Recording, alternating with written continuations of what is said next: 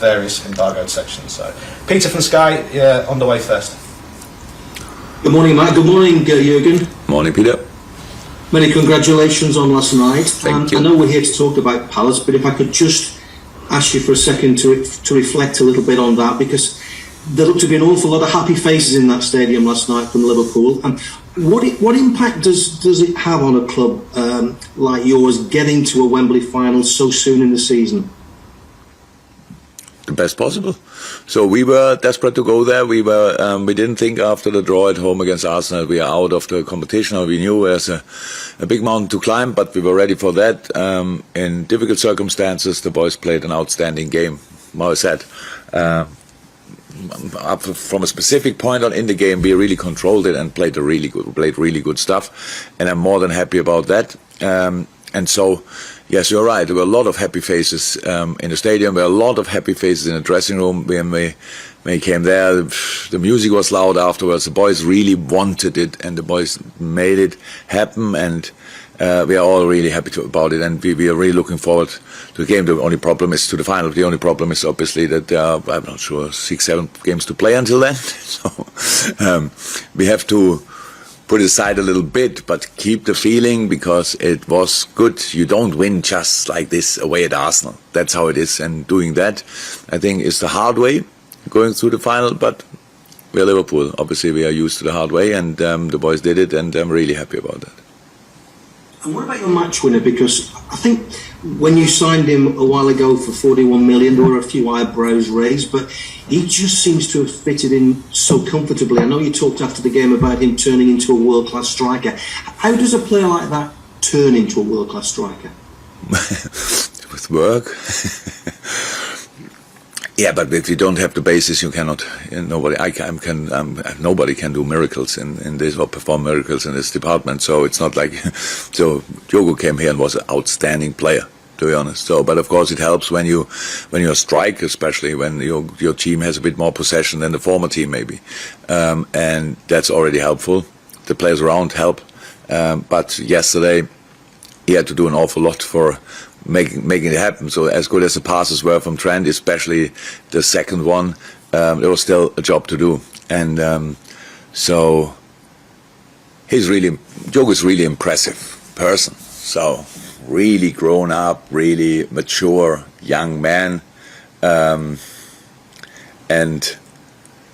loves obviously football, loves working, loves training, all these kind of things, and that's very helpful. And he was in the middle of the team after 3-4 weeks, so there was no time really needed for adapting to whatever. Yeah, for the way we play a little bit, but that took probably the longest. That's it. But that process is finalized obviously as well. So I'm really happy for him, just that he can show up, because if you have this quality, it's nice if you can show it in public, and that's what he did now a couple of times. And back to London again this weekend for Palace. The last time he went there was an incredible occasion with 7 goals going in. I suspect, like a lot of other people, it won't be just as straightforward this time. It do seem to have changed a lot under Patrick.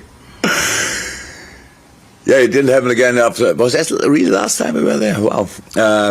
Yeah, that was how do you call that, a one-off or whatever. Things that happen are like freak of nature. So it doesn't happen usually. That day was incredible. We hit pretty much with each shot. They had chances, but we hit everything. So no, we don't expect that game. That's true. And yes, they changed and they improved under Patrick, I have to say. They look like a real stable team now. They have, I think system-wise didn't change too much. 4-3-3, whatever.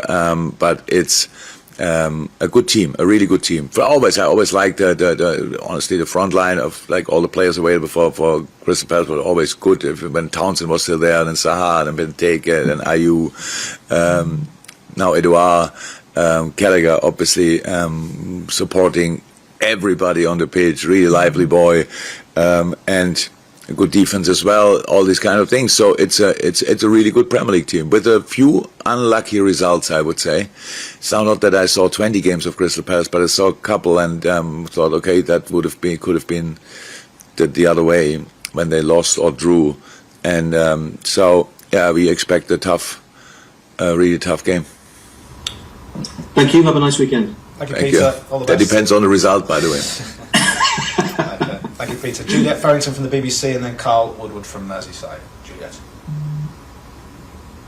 Oh, there we are. I need to unmute. Yeah, all cool. I forgot how it works. By the way. Jurgen, you mentioned there to Pete about, you've got 6 or 7 games to go until you get to the final at Wembley now in the meantime.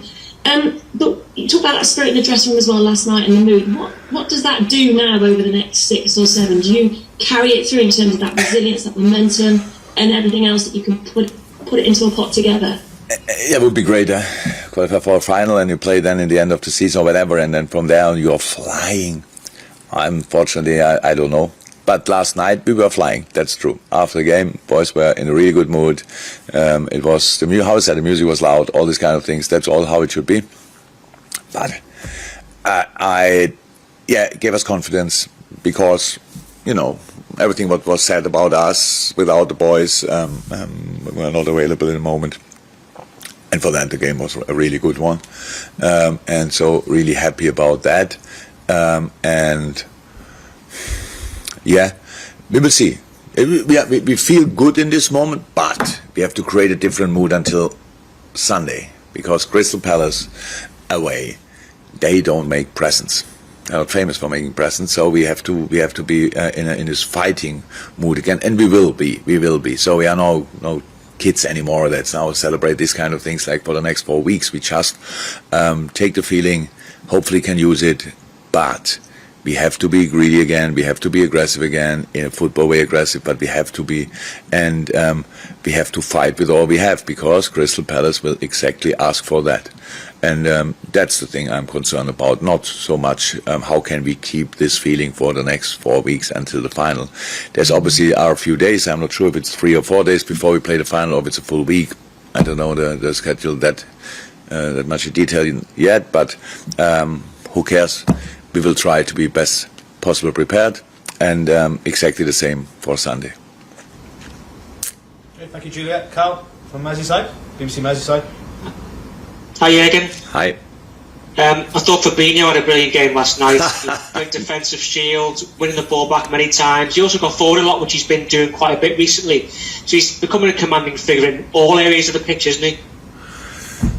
Thankfully. So it's now not that Fab came back from COVID, and we all thought, oh my God, he's directly back. So I think they all need a little bit of time. That's an observation, I have to say. Like, even when you have no symptoms, it's not like 7 days out, no symptoms, coming back.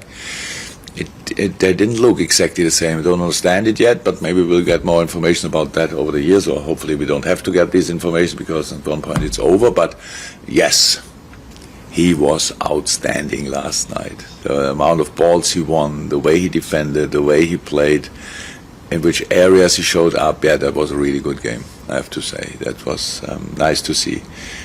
But the others who came back recently, but Virgil, now a really top game. Trent, now a really top game. So that's absolutely helpful. Like Ravine Kelleher, he didn't put a foot or maybe a glove wrong last night. He looked really assured, made some good saves. He'd probably be number one at a lot of clubs, wouldn't he, as well? So, how highly do you rate him amongst other goalkeepers?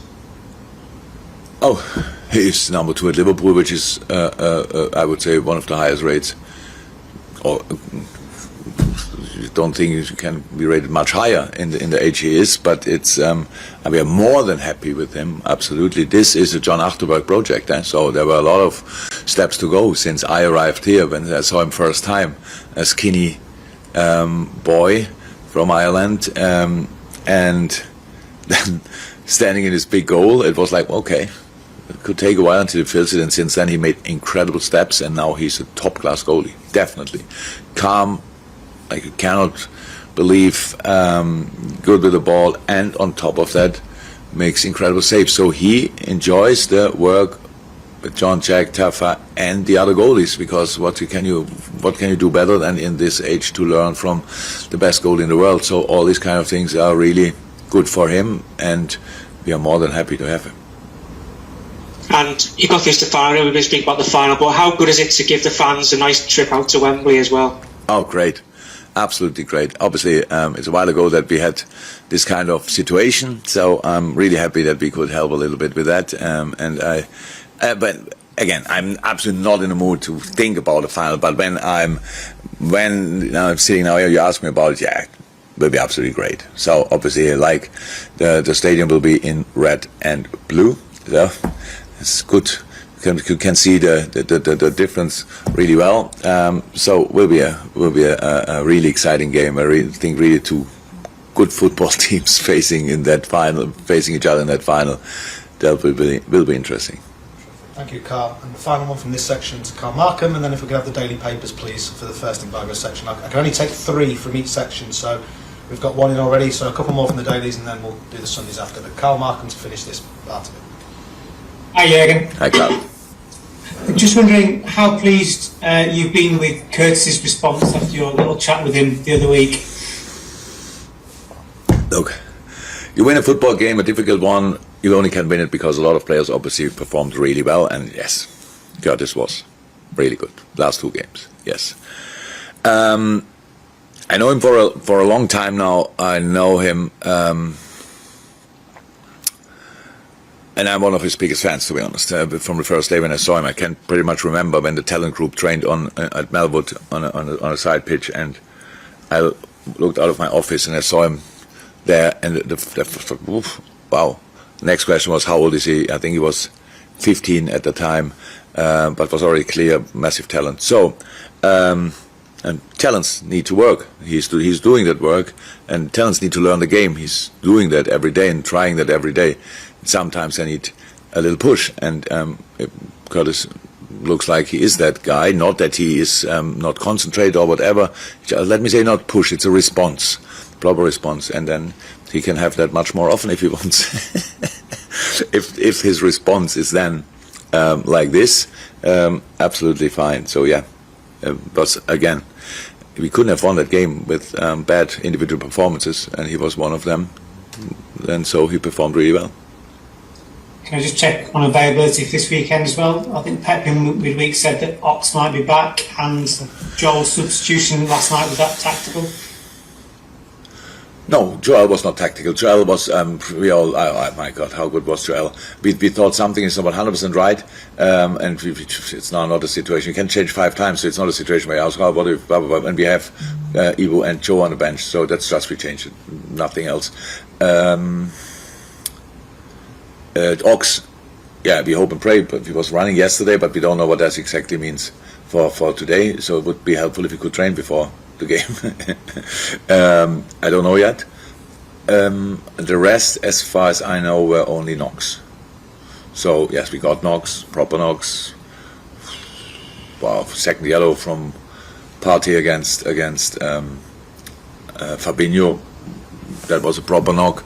So I didn't hear anything. So that's most of the time positive, but sometimes I get surprised after the press conference, but I don't know anything else. And just quickly, can I check, we saw the big hug you gave to Harvey when he returned to training. What's it like having him back, and how soon do you anticipate him being available? It's outstanding, boy. So I had I have a really nice office and with a really good view on the pitches, and when Harvey did his rehab sessions the last week, so I could watch them probably 5 of them. So I got already excited by watching them, and then he came back. So now it's really cool. So he looks.